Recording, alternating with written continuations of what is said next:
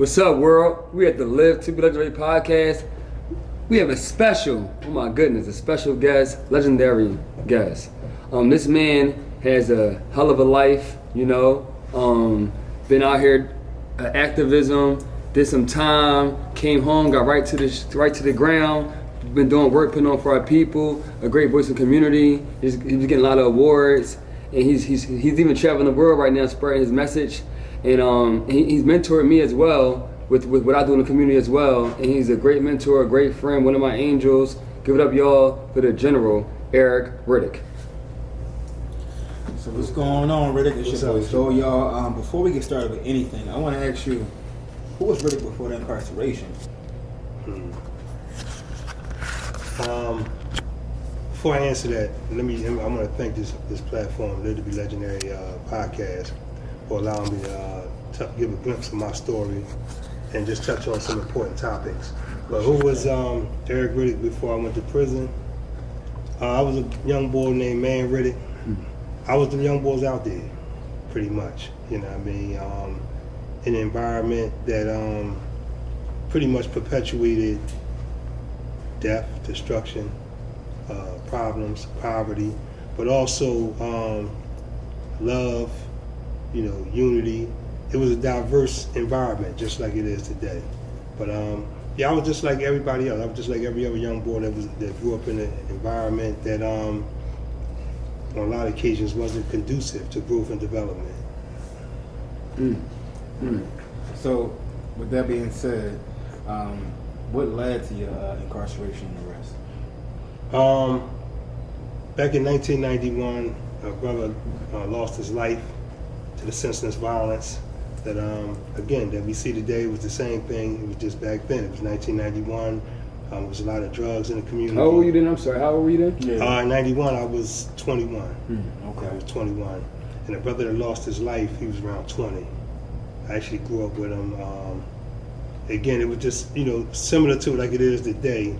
A lot of drugs, a lot of gun violence. Our community saturated with the type of artillery that you see over in the Middle East, just like today. And a brother got killed in Southwest Philadelphia, and I was falsely accused of killing him. Right. That's heavy, man. And so before that, you did 30 years in prison? Yes. With the court, you know, not knowing that, you know, the judicial system, the court system, in not just in Philadelphia but all over, actually was acting as like a new noose. You know what I mean? One of our leaders, Malcolm X, he once stated that lynching by any other name is still a lynching. Yeah. And a lot of times when I'm speaking at venues, when asked about what happened to me in court, a lot of times I always say that I wasn't wrongly convicted, I was judicially lynched. You know what I mean? Thinking about when Malcolm made that bold statement, you know what I mean? Lynching by any other name is still a lynching, whether you get lynched on a tree with a noose or you go to court and you're not extended those fundamental rights like due process, effective attorneys, and things like that. So I walked in the court system naive, thinking that I was going to get justice, thinking there was no way that I'm going to get booked and convicted on something that I didn't do. Not knowing that, you know, the unseen hand then took the judicial system and created it as the new noose to lynch the same looking people that was getting lynched back in the 40s, 30s, 20s, 1800s, and etc. So, of the 30 years that you did in prison, Yeah. 10 of those were in the hole, is that accurate? Yeah, pretty much. So with me, when I went to prison, you know, just, you know, like every other young boy, you know, coming off the street. So I went into prison saying, you know, wow, you know, it was geographical. You know, we gang warring in there, you know, just taking the stuff from the streets in there. But for me, because of what happened to me in court, my thing was, I'm gonna fight this wrongful conviction. Yeah. You know what I mean? So I started, you know, although I was wilding out, I was also learning the law, studying certain things. Because with me, I even like you said, who was I before I went to prison? My thing is, I was always a fighter. Right. You know what I mean? So that I carried that into this next battle, which was fighting this wrongful conviction once I seen that the courts pretty much lynched me. Yeah. You know what I mean? So I spent spent a lot of time in the law library. I spent a lot of time listening to old heads that was once just like me, and now I'm listening to them, and they're intelligent, they culturally inclined, they're not niggas, basically, they're not American-made niggas. And they start extending that same information that they learned to me. So for me, I was like, damn. Matter of fact, when I got convicted, I never forget thinking like, damn, I didn't get convicted because I was guilty. I got convicted because I didn't know the law. And I'm thinking my lawyer is doing a good job because I didn't know the law. And once I realized that he wasn't, I realized I got convicted because I didn't know something.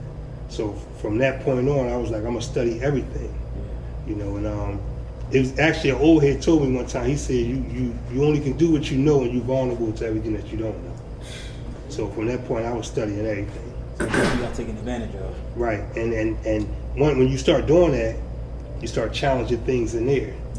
So for me, that's how I wound up doing 10 years in the hole. When we was wilding out, stabbing each other, they might put me in the hole 6 months, 30 days, 60 days. But once you start studying and you become culturally inclined and political, and you start teaching it, now the system is looking at you like a threat. So they put me in a hole. They said I was a leader in the Nation of Islam. You know what I mean? They said I was a leader in the New Black Panther Party, all these titles, you know what I mean? All these titles. You know. Because he great knowledge of self. So we have plenty of stories about people that get incarcerated, and you know they had their jail wars and them fighting in prison. But what makes Eric Riddick special is because he did 10 years in the hole with the Angels. Tell him about the Angels. So you had a few, you know, Russell Maroon Schultz. Let them know who he was. I know he was a legend. Great book I read. Russell Maroon Schultz, definitely. Shout out, he lost his life physically, but we was able to get him out before he passed away. But like another wise elder told me, you know, when you create a legacy, you don't die. Even if you physically pass on, just like we talking about him today, he's still alive through the legacy that he left. He touched so many people. But he was a Black Panther from back in the 60s. And him and around 4 other brothers was accused of killing a cop. And he was accused of killing the cop in retaliation for the cops killing 2 black people. And so they went to prison. He tried to escape multiple times, so they locked him down in the hole indefinitely, meaning that he couldn't never get in general population. So he was in a hole at the time that I went to the hole and met him, probably for around 20 years. Then you had a brother named Chetaway who's out in society now. He did 44 years in the hole. And there was multiple other elders. And what they did, because they didn't let them out the hole, they turned the hole into a university of political education and cultural education. And so all of us young lions that was coming to the hole, they started teaching us. You know what I mean? Teaching us, and they didn't shy away from us. They seen our zeal, and they just basically gave some direction to it. You know what I mean? And they turned it into a university. So the time that we was doing the hole, we didn't have no distraction. We had the TVs. So we started working out all day, studying all day. And as a result, we went through a transformation, you know, that actually that's what I equate to me getting myself out of prison. It wasn't me learning the law, even though I learned the law. It was me studying and understanding the politics that the law was functioning in. So I wasn't just like pushing my legal issues, as Fresh can attest to. I also had a movement going on. You know, I had people protesting. I was breaking down the broken judicial system while I was in prison, calling home. My nephew was recording it, creating a videography to it, and I created a whole movement based on the stuff that they taught me in the hole. They basically taught me how to be a warrior. You know what I mean? And let me tell you something powerful. Russell's book, I read Russell's book before I knew Riddick. Loved it. It was over my head though a little bit because it was so in depth. It had to be broken down, and I'm like, wow, this man been in jail longer than I've been alive, and his knowledge was so in depth. So that's how you know prison is amazing. So I read the book, and then Attraction. Then I wound up through his nephew Money. I wound up meeting Riddick through prison. Through jail calls. I'm talking to him on the phone every day, and Riddick is helping me with my career and my mind state through prison. Never even met him physically yet. One day I'm having a show, And I don't even know he's coming home. And all I hear is, "What's up, Fresh?" I look at this man. He was so useful, so husky. And I'm like, who is this guy? But I feel like I know him, and it was him. And it's just like, one thing I want to shout out Russell for and the Angels for helping people like Riddick get the mind state right to come home and now help people like myself. Like, that's why I call him my elder, my angel, because he able to give his wisdom to me to carry to what I'm doing right now, man. He's a different, they don't make him like him anymore, actually. Appreciate it. Yeah. Appreciate it. Yep. So, we're not gonna get too much into the prison stuff, you mean, as far as like the hard stuff, because, you know, he made it 30 years, now he home. But part of that, before we get him coming home, talk about, like, you know, one day you wake up and you open your eyes and you see Meek Mill coming to prison. Yeah. How was that? Like, how was, like, was he scared in jail? Like, was he like coming at John like quiet, scary? Like, how did y'all come? How was that? Yeah, like nobody talk about how Meek Mill was in prison. I ain't hear that story yet. No, that's a good question. So by the time Meek came to prison, I was down SCI Chester. And that's where they sent him at. But before he came on the block, so the superintendent came on the block, called everybody out. He was like, read us the riot act. We gonna have, you know, Robert Meek Mill Williams is coming on the block. First time I see somebody trying to extort him, y'all going to the hole, and just all this bullshit, right? And so, you know, they talked to everybody, they, you know, threatened everybody, and then he came on the block. And everybody always asks me, you know, was he scared when he came through? And I seen people that were scared to come through. And no, he wasn't scared. You know, as soon as he came through, you know, a person that's nervous and scared, when they come through and they go to their cell, a lot of times they stay in their cell, pause for a minute, look up, peek out the window. So he came right in, went in his cell, dropped his stuff off, came right out into like the day room, and just sat down. So everybody pretty much was like starstruck. And nobody wasn't saying nothing to him. So all the young boys, you know, when they come through, they always gravitate towards me because I teach them certain things, work out with them. So I slid up on him. So I'm like, "What's up, black man?" So he like, "Damn, what's going on?" I'm like, "Yeah, this shit crazy, right?" They said, "Yeah, they gave me 2 years." I said, "You ain't gonna do 2 years, you're gonna do 6 months." He told me, "No, they gave me 2 years." I said, "Bro, you're gonna do 6 months. And the people is gonna push for your release because what she did to you is so blatant, right?" He told me, "No, they already gave me." I said, "Bro, trust me. Speak like you don't know me like that. But remember I told you, you ain't gonna do no more than 6 months." And he only did like 5.5 months. about that. And I remember explaining it to him. When he was asking me when I came home. He said, "How you know I was only gonna do a certain amount of time?" I said, "Because one thing all the people need is to be activated." You know what I mean? And then once it's something, an injustice happened that's so blatant, it activates the people, it's going to be like a snowball effect. And they're going to have to capitulate, they're going to have to bow out. And that's what they did. You know, but no, he wasn't scared. You know, he came in, and just from that encounter, you know, me and him started busting it up. You know, 2 days after he got there, you know, everybody was cooking him all this stuff. The Puerto Rican boys, they cooked him a pizza, a jailhouse pizza, like the size of, like this joint was like this big, right? So then Italian boys made him a Italian dish with oodles and noodles and all this other stuff, right? Showing him love. Yeah, but they damn near killed him because that's all sodium. I'm like, bro, don't eat all that shit. You're gonna die in this joint. You're gonna have a heart attack. He's smashing it. So like the 4th day, I go to his cell. He in the bed. I'm like, "Yo, you going to eat?" He wake up, his eyes red. He like, "Man, my head about to bust." He like, "My head, what's going on? What's going on?" I said, "Bro, that's that sodium. Yeah. You eating all that bullshit. That's sodium. You got a sodium overdose." So I gave him some stuff to like bring the sodium down. And after that, we just start busting it up. Wow. He realized I knew the law. So every time his lawyer put something together, he shows it to me. And I give him, tell him to change this or add this, and he'll do it, and you know what I mean, he come up on it. But I want to say this too about his situation, what people don't really never acknowledge. And this goes to the negativity. A lot of times the negativity that you see that goes towards him, which I always tell him, the city got a love-hate relationship with him, right? But what people don't know is that I work on getting people out of jail every day since I've been home, and we have got multiple people out of prison, but we getting a lot of people out of prison based on what is called a no-call list of all these corrupt detectives, and when people don't know that corrupt cop list can be traced back to him.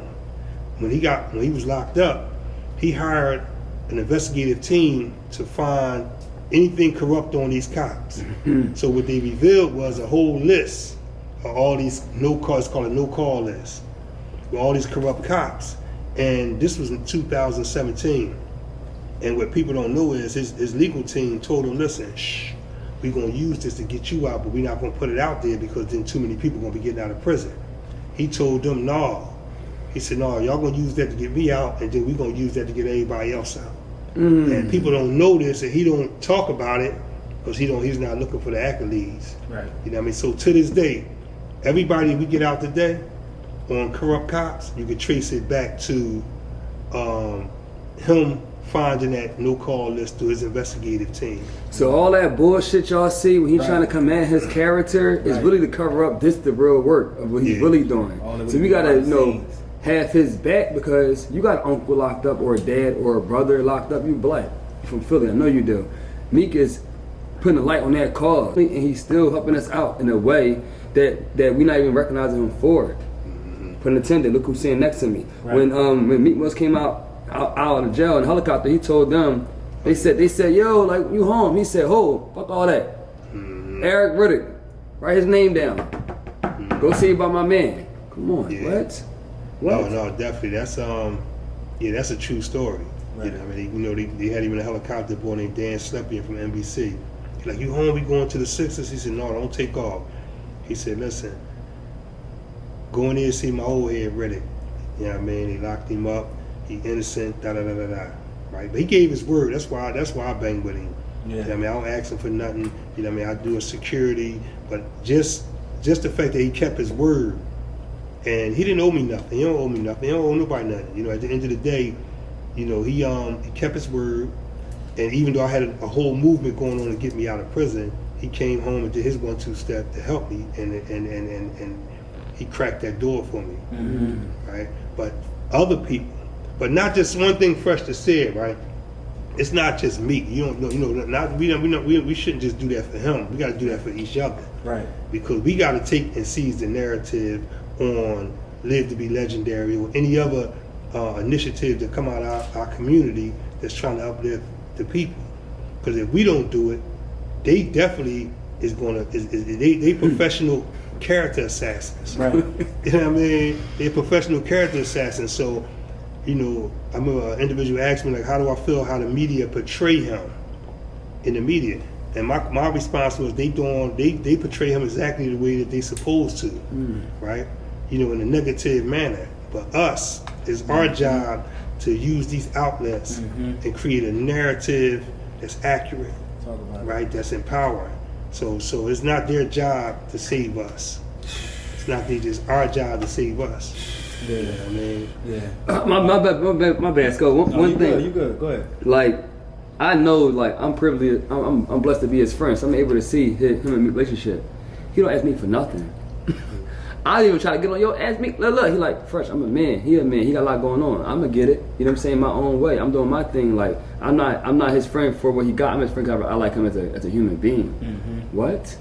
You feel me? Like, it's different. My bad, Scoe. I just want to say that. No, go ahead. You know. Yeah. I mean, I heard some things about some people that came to the prison while you were in there. I think Robert Kraft and Kevin Hart. And so, tell us about that story, right? Like, were you there for that? How'd that go? That was crazy. So we all on the block, and I'm at Meek's cell. Make sure I know who Robert Kraft. Not the man who Robert Kraft is too. Yeah, Robert Kraft is a part owner of the Sixers. No, Robert Kraft is the owner of the Patriots. No, it wasn't the Patriots, but it wasn't. So it wasn't Robert Kraft. Michael Rubin. Yeah, oh, my bad. Yeah, but Robert Kraft came up to see him also. Right. Damn. Yeah, Robert Kraft came up. Robert Kraft, Michael Rubin, and Kevin Hart came to the prison to see. But Robert Kraft came and seen him in the visitor room, but Mike Rubin and Kevin Hart came on the unit.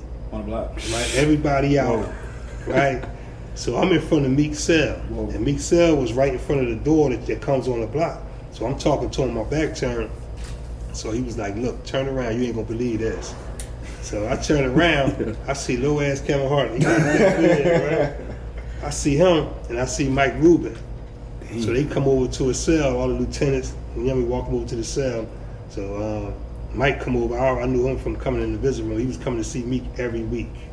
Damn. And Mike Rubin was coming up every week. Oh, I didn't know that. Every week. This is a billionaire. He worth $50 Just billion. chopping him up. What was happening? Supporting him, because Mike Rubin he really never seen that level of injustice. So he went in the courtroom with Meek the day that he got sentenced to 2 years. So he was telling Meek, no, you coming home. You ain't got to worry. They're not going to give you no 2 years. So when that happened to him, that activated him. Yeah. You know what I mean? And it was him behind the push to get Meek out of prison. Wow. You know what I mean? And it's not just like the regular. I looked him up.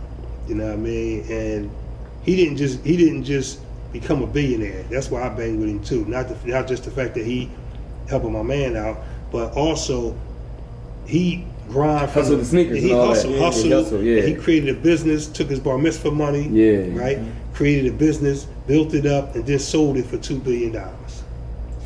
You know what I mean? Out his garage. Yeah. Yeah. He definitely You know what I did. mean? He wasn't born into money. But more importantly, once he seen that level of injustice, right, he wasn't familiar with our culture, right? So when he seen that lynching, Yeah. he put his words, he put his actions behind his words. Yeah. And he been moving out ever since. Mm. You know what I mean? But yeah, they came on the block and they came over to the cell. I seen Mike hug Mike, shook Kevin Hart hand. You know, he a comedian, so he like, God damn, boy, you gonna break my hands. And this boy was like this big. Right. Right? And but as soon as he came over, and I just shook his hand regular. I was a little husky then. I was a little husky. So he went in his cell. He went in his cell and everything. Damn. Right?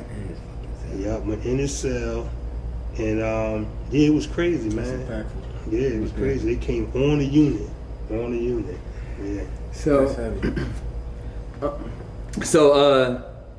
you go from being. Let me tell y'all something real quick. Like, I love my life, right? This man did 30 years in prison. So I don't know if you want to trade your life for his, but let's check this out. He did 30 years in prison. Wake up one day, he sees Meek Mill's big relationship. Now he's friends with a millionaire. He comes home, waving out, works for the lawyer that got him out. Crazy. And then he's in Ghana. Then he's in Dubai. Like, what? Like, you know what I'm saying? Yeah. Like, yeah, let us know the Ghana situation first. Go ahead, Scoe. Did you? I mean, I just heard. You tell me if it's true. You saved Meek in Ghana. What happened? Ghana. I mean, almost died. What happened? Before you tell them what happened, let them know how I feel even just to be even going for 30 years to get on the plane to go. That transition. That's heavy. Yeah, for me it was extra special because one of the things that as a black man that you go through when you're going from a nigga to God, right? It was a powerful book from niggas to guys, right? Part 1 and part 2. Part 1, both of them powerful books. And when you go through that transformation, you become reacculturated and you develop a strong love for Mother Africa. Right. Right. And Meek could tell you, like I told him that we was going to Africa. You know, he always tell that story because he thought I was crazy when he really first sat down and talked to me like 3 days after we met. And he was like, "You got a life, and you a lifer, ain't you? You talking about you gonna?" Because I'm like, "Look, when we get out there, we gonna do this, that, and the other." He's like, "You a lifer, ain't you?" I'm like, "No, I'm not no lifer." Right. He's like, "Don't you got a life?" I said, "Yeah, but I'm not no lifer. If I'm a lifer, that means I'm gonna live like a lifer. That means I'm gonna die in jail. Right. That shit ain't gonna happen." Right. Strong mind. So Strong mind. then I told him, I said, we're gonna go to Africa. So he always tell that story. But yeah, so we go over there, and for me it was extra special because again, just becoming culturally inclined again to knowledge itself, and you understand, you know, who we are as a people. You know what I mean, who I am as a black man and the potential that come with that, right? It was like as soon as I entered the airspace of Africa, I was like, I felt it. I felt the energy of the ancestors, you know, the whole nine. And but keep this in mind. See, Meek is like, he a renegade. So I'm over there also spearheading his security, right? So once I get there, you know, we could have got him away from all the fans. He had thousands and thousands of fans. They love him over there, like he a god, right? So they got a big bike life over there, and so when we get to the hotel, it was around probably like 5,000 bikers.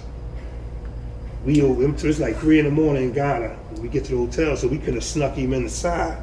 So they all the bikers around, they waiting for him to come in that way.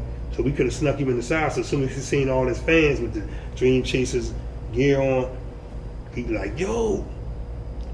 And then jump right in the middle of them. Wait, tell the DC chain made out of. Tell them. Oh, some of the DC. So they had, it's heavy poverty over there, right? So they take what they get, whatever they can get to make the jewelry and all that. So I seen some DC chains made out of aluminum foil and everything, right? But they love it. I'm talking about tears in the eyes, and literally thousands. So for somebody to know security, for the principal, the person that you securing, to dive in the middle of that, even though it's love. What that do to you? Yeah, for me, I'm looking for the threat. Right. You know what I mean? And I told him that later on because me and him had like a little situation before when he was in the van. He wanted to get out the van. But we in the middle of like 1,000 fans that love him to death. So they trying to get in. I'm telling him, don't get out. So they telling him, come on, get on the bike. I'm like, he tried to get out. I grip him up. You know what I mean? We tussling in the van. Then he wound up getting out. And when he got out, I got out. He jumped on a bike, and as he was trying to drive, it was like a ditch, a 10-foot ditch. And he pressing him, and he damn near falling in the ditch. And I'm gonna get y'all that footage of that. So I got the footage of that. And so I pulls him out the ditch, grabbed the bike. It's around 1,000 Africans in front of us. So I clear a path for him.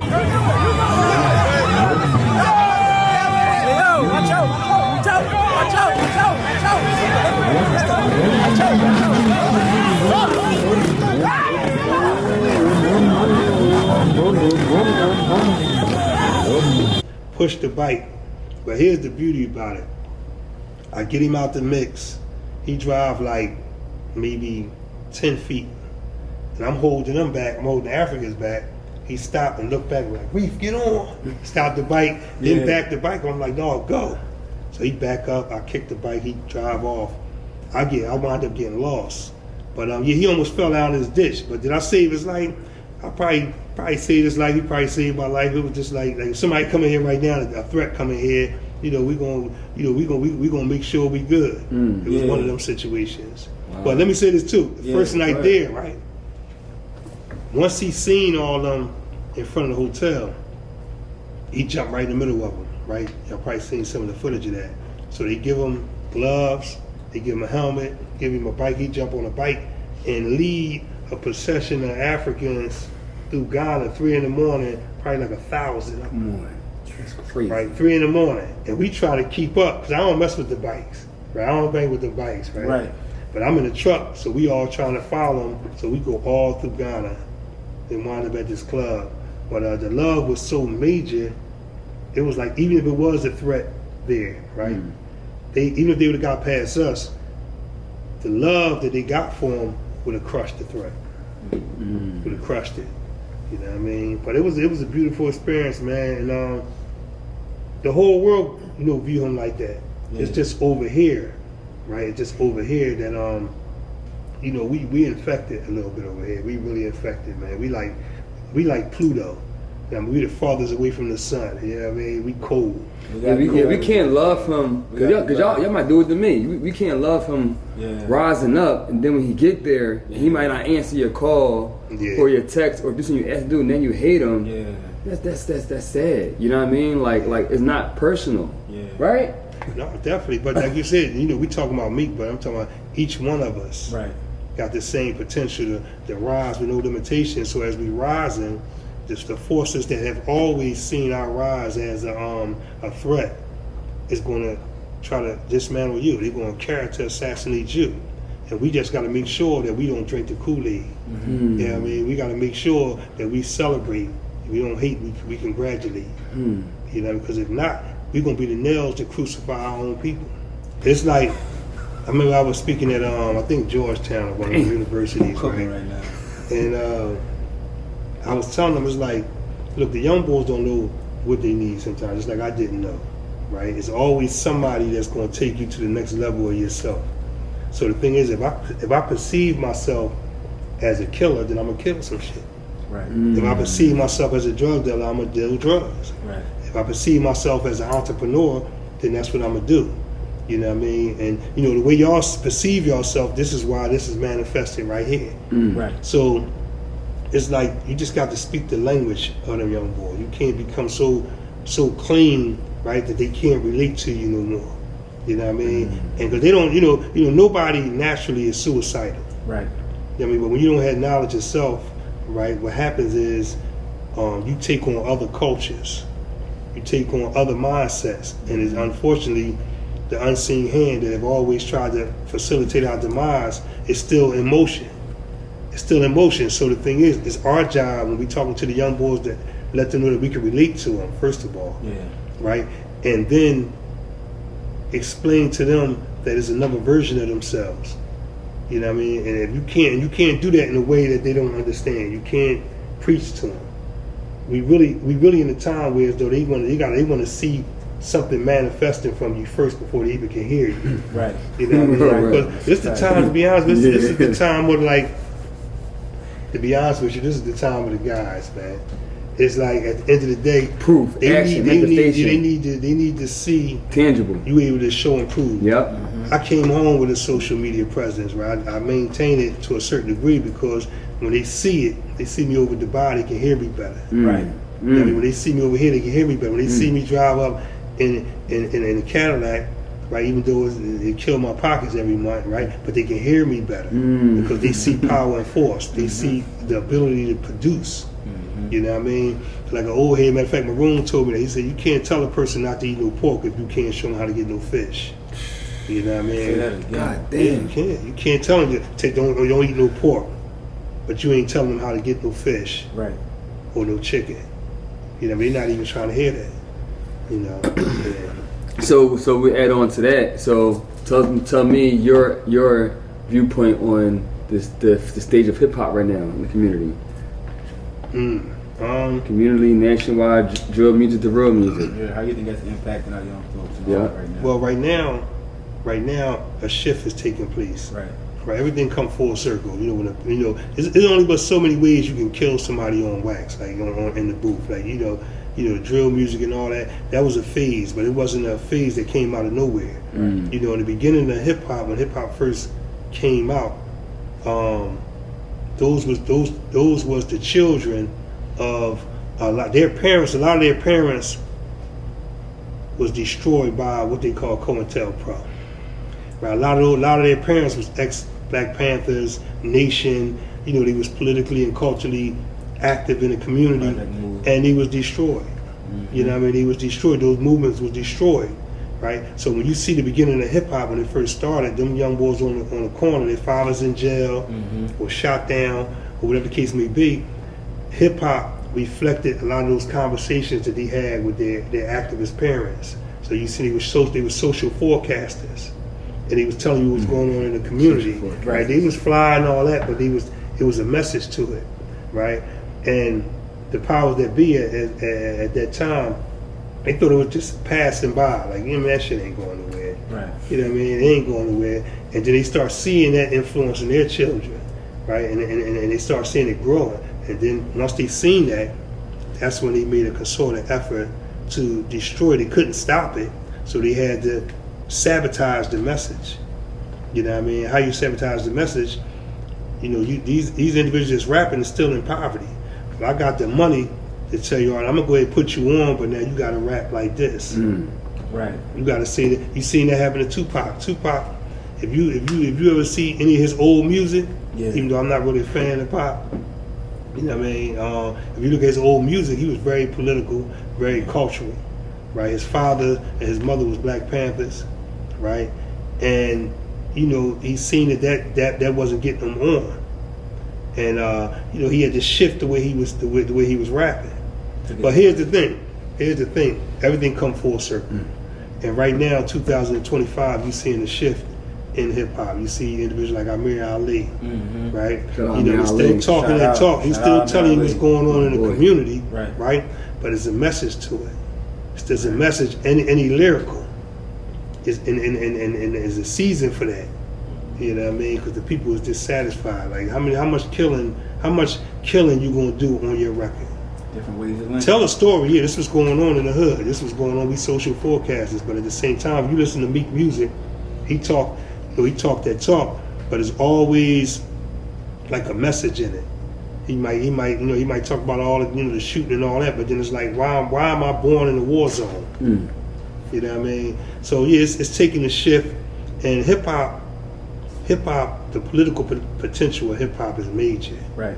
You know what I mean? If it come together, this is why you see, again, back to the slander, the unseen hand. They want 50 and Meek to be beefing about what? You know what I mean? Right. Because now you got millionaires that come from the dirt, right? The powers that be don't want them to sit down. Right. Yeah, Robert Kraft and Mike Rubin and them, even if they don't get along, they sit down at the table and make power moves. They didn't want MLK and Malcolm next to each other. Not at all. No, absolutely not. They didn't want Nobuju Ali, Nobuju Ali and Right. Marcus Garvey next to each other. Yeah. Nah. They didn't want the Honorable Elijah Muhammad. You know what I mean? Next to like, I get it now. So, well, I never thought about that. So And let me like, say this too. That's cut you off because look, the thing is, the people again that have always benefited off of our ignorance, right? They understand. They understand that hip hop, like a person to listen to a lyric before they read a verse in the Quran. Right. A young boy on the corner, they didn't do. I remember I told Meek that. I said, listen, when you listen to his John, what's the name of that song? Something Blues. Blue Notes. Yeah, Blue Notes, right? Yeah. That's a no disrespect, no religion, but that's a ayah. That's a verse. That's it. They listen to that. They listen to you in a verse a lot of times before they ever read in the Quran or the Bible or something like that. You know what I mean? In the book. Absolutely. So they know that. You know what I mean? So they always got to take the message out of it. It's not going to work. You know what I mean? Once something is said, and they're going to try, and they're supposed to try. That's why these venues right here, like podcasts like this, is taking charge of the narrative. I appreciate that. Yeah, taking charge of the narrative. So you mentioned a lot of like hip hop from the past and all those different things, and here we are, fast forward to 2025. Do you think that we can still say that it's the white man's fault for the things that are happening to us right now? Can we still put that blame on them? How much accountability do we take? How much do we pass off? Is it an excuse? Damn, good question. That's a good question.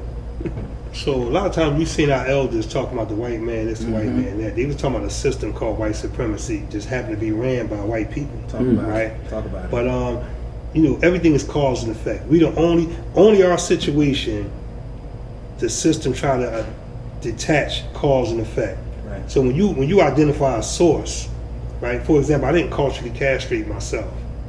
You know what I mean? When I was culturally castrated, I lost knowledge of self. And when you lose knowledge of self. Now, if I got the power to educate you into another mindset, self-destructive mindset, because you don't have your original culture that's going to tell you to love yourself and love everything that look like you, right? I can teach you how to hate yourself. But if you hate yourself, you're not going to have no problem with destroying that which that look like you.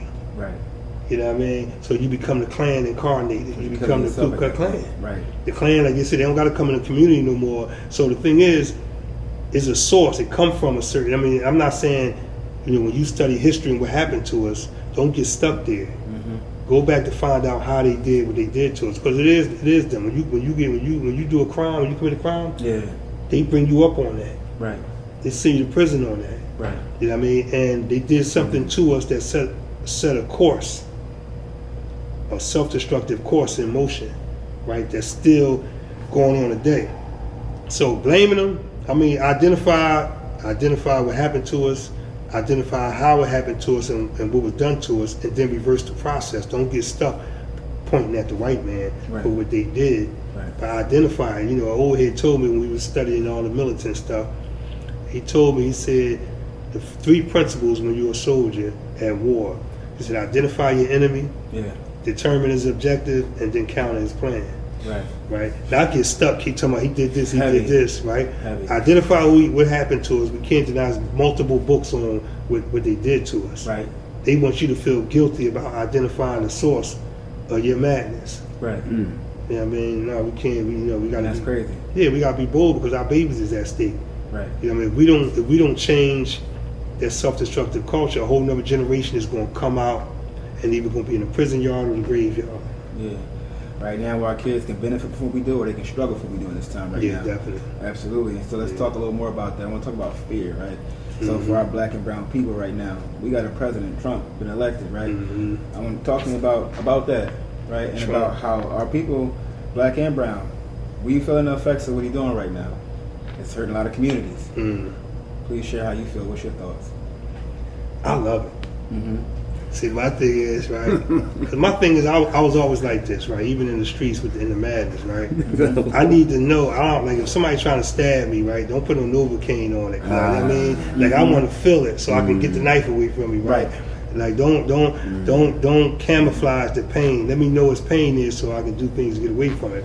So the thing is, Trump and that administration, from my viewpoint, he is what he is. Yeah. You know what I mean? But he's not my new mystery guy. So I like the fact that he letting my people know what it is. Listen, we done with you niggas. Right in your face. We done with y'all.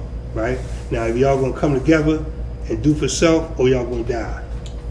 So now, man, like he just mentioned Elijah Muhammad, Garvey, if they was here today, they don't have to preach and convince you. You know what I mean? That's all that waste. We don't gotta waste 20, 30 years no more. Right. You know what I mean? So now, you know, or they taking the house, they taking the food stand, okay, so now we got to tap into black excellence, that creativity, right? And we ain't got to be spending all this time preaching and trying to convince, right, that it's not even conducive for us to be trying to get crumbs off the table when we was the first ones that created the table. Right. You know what I mean? We was the first ones. So again. That's why the no death culture movement is so important, because if we can just look what the Most High did. It took something bad and gave it something called hip hop. Hip hop don't come from a being. It comes from an energy. It comes from a spirit. You get some people gathering talking about the struggle and putting it through rhyme. And the ones that did it, you know, Rakim and Eric B and African Bada, they weren't rich when they first started. They did it because they had to be done. Now, 50 years later, you have people that become millionaires off of something that happened through spirit. That's ours. Now, we decided to give it to the Jew and profit off of it, P-R-O-F-I-T, and take away from the profit, P-R-O-P-H-E-T, of the message of it. That was our decision. But now, through free will, we could bring it back. No death culture through messengers coming to the music. Right. Let me say this though. I'm gonna tell you what Meek told me one time about Fresh. Right? But I put him on the phone multiple times. When I first came home, what was that? The first week when we was up with Krabs, and I put you on the phone with him, right? Yeah. But he remembered Fresh from back in the day, right? So he was like, look, he said the same thing I told him. I said, look, when we go up New York, right? When you go in there, yeah, Meek is who he is, but you created a world too. And he gonna see that. Yeah, I'm a fan of his. That's my young boy. Meek, that's my young, and I got love for him. But I'm also a fan of his music, right? I don't got no problem with him saying that. But I'm also a fan of his, right?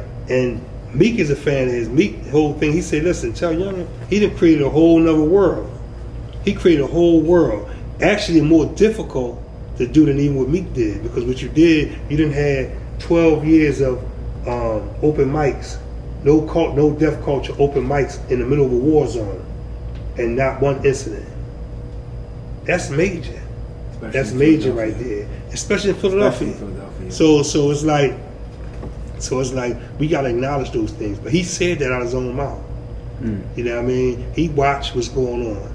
You know what I mean? And what people don't know, you know, we different in Philly. We a little different. You know what I mean? We're a little edgy. You know, and that's the same thing with him. So a lot of times, a lot of things that we think that he should be doing, he want to do them. You know, he want to do it. But at the same time, it's like we from the city. Somebody swing verbally, we want to talk, we want to shoot back. We want, you know what I mean? You can see it a million times. I don't even respond to that. No, we from the city. You know, it's just and that's actually. And I just told him this. I said, look, the system. It's like they did Diddy and them. They want to get him. They want to shut him down, but they know that we a little different over here. We gonna tip. Right? They know once they. I mean, you already said as soon as they start talking about the Diddy stuff, he told me, I got 150,000 to find out who behind this bullshit. So they want to assassinate your character while you quiet. Right. See, when they know a nigga gonna tip, oh shit, we gotta find another way. We gotta get his own. We gotta get his own people to destroy him because we can't. I'm with him. I always say he don't. Listen, they stopped us at the airport when we came back from Dubai, right? Went at him. He go right back at him. You know what I mean? And they scared of that. They want us to be quiet niggas. They want us to jump on the noose, put our hand in it, and then jump off and hang ourselves. But when they know you're going to draw, right? You know what I mean? When they know you're going to draw, they can't just do it like that. Yes. You know what I mean? He's one, and I keep making, this is a Riddick interview, but like I said, we respect Meek. We giving light back to Meek because they trying to take it from him. So it's like, Meek is somebody that is a millionaire, but he's still tapped in. He just posted a picture on the gram yesterday of him on 21st Nighter from the Chinese store.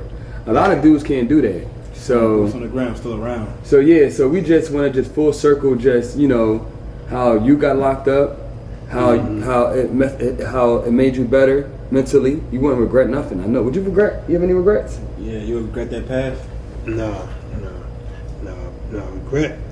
You know what I mean? That's what growth and development is, man. You know what I mean? All those things that's ugly, it's like this building. This building is strong, it's not wavering because of the foundation that it stands on. So our history, no foundation. If you go to the bottom of this building, it's gonna be ugly. It's gonna be nails down there, termites, all types of shit. Right. So that's like your history. You know what I mean? The history might look bad, but that's what makes you strong. You know what I mean? That's what makes you strong. So I don't regret it. You know what I mean? I always say to myself, like, I wish the knowledge could have came easier. Okay. Right? But I can't even imagine. None is free. I can't even imagine not knowing what I know, right? And it's like I told Fresh this: you can't like what it produced and hate the process that produced it. You can't look at yourself and be like, damn, okay, I like who I am, today I'm strong, I'm boom, boom, boom. But then you hate the process that produced it. That's like a mother loving her child, but hate the 9 months that was necessary to bring about her greatest blessing. God. Say that again. Jeez. Yeah, Oh. that's true. You cooking with grease, I tell you that. You cooking with grease. Yeah. So listen, man. Before we get out of here, I want to know two things. One, which one the people know anything about you, anything you got going on, and a message to the people, and I want you to tell the world what live to be legendary means to you. Yeah, I always got a lot of things going on, man. I told the brothers on the inside that I was gonna give them 2 years, but it's been almost 4. We done got multiple people out. Again, I work out the Igwe firm. I got a nonprofit, Emergency Response Foundation. Who's Igwe? It's a lawyer. See, the lawyer that walked me out of prison, I had already litigated my way into court, but I needed a mouthpiece. And I chose him because I seen him on the news. He was African, and he wasn't that known. So all I needed him to do was to walk what I already put together into the courtroom. Right? And he did it. He came up, me and him built a bond, and now we business partners and everything.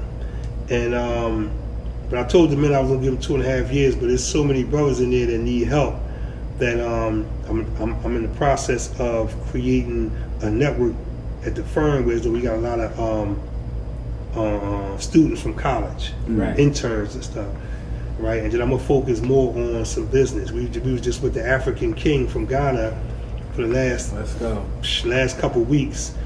They want us to be the nexus between import and export coming from Ghana to Philadelphia, and it's also allowing us to build with our brothers over there. That's how we got to think.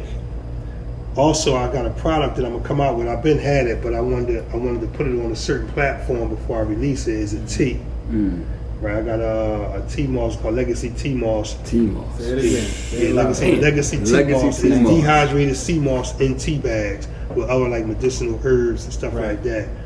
And yeah, man, it's been a beautiful journey, and I'm up for the challenge. But live to be legendary, that's a powerful statement, because what you saying is, again, that's black excellence. That's how we lived before we came in contact with the elements of white supremacy that culturally castrated us, took knowledge of self from us, right? And turned us into American-made niggas, self-destructive niggas. Right. But live to be legendary is telling you why you here on this dimension, right? Function in the best version of yourself. Right. How do you do that? You qualify yourself. You only can do what you know, and you're vulnerable to everything that you don't know, right? But you got to love yourself. You got to know who you are, so that you can know there's no limitations. We talk about Robert Kraft and them is worth billions, as if that is out of our reach. No, we was the first trillionaires. We created the first civilizations, and it might seem just like a cliche. It sounds good because it's Black History Month. No, that's major. When you know that you created the first civilizations, you know you reaching $1 trillion is not out of reach for you. But what only the difference is, we're not trying to get $1 trillion so that we can splurge. We trying to get $1 trillion so that we can take those proceeds or some of them and help our people. Right. You know, help raise our people. Invest in our people. Invest in Black excellence. The rise of Black excellence. Matter of fact, that's what you gotta do a podcast. You gotta do a documentary. Rise of Black excellence. Rise of Black excellence. Yeah. Speak it into existence. Speak it into existence. Speak it into Yeah, existence. We absolutely. gonna make it Yeah. happen. You heard? What y'all see right now on your cameras is Black excellence. Absolutely. 3 Black men striving, manifesting, rising, and elevating every day to be our best self, our highest self. You know what I mean? That's what we do here at the Lit to Legendary podcast. We gonna I'm keep Fresh the going. Legend.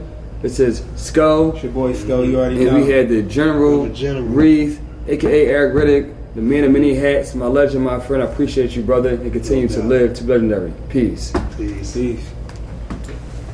Appreciate it.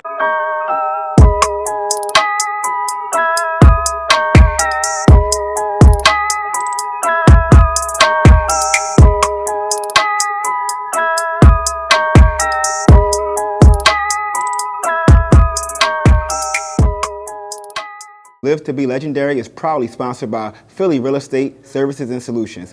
Are you a Philadelphia landlord in need of expert landlord-tenant services? Look no further. Philly Real Estate Services and Solutions is here to represent you in landlord-tenant court, ensuring a smooth and hassle-free experience. Give them a call at 610-235-7998. Again, the number is 610-235-7998.